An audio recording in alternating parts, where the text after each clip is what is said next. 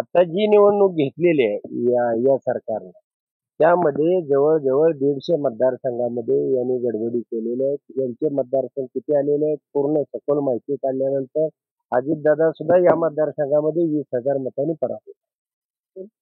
जवळ-जवळ अजितदादांनी त्यामध्ये 1,80,000 जी मतं पडलेली आहेत, त्यापैकी 1/3 म्हणजे 2/3 असं प्रपोर्शन तिथं सुद्धा लावलेलं होतं. त्यामुळं योगेंद्रदादांची मतं 80,000 अधिक 7 अशी 41 आहेत आणि त्यांच्यामधली 81 मधली त्या ठिकाणी 60 वजा होतात. 21 वरती अजितदादा सुद्धा राहतात. अजितदादाचे फक्त 12 आमदार या ठिकाणी या राज्यामध्ये निवडून आलेले आहेत. त्यानंतर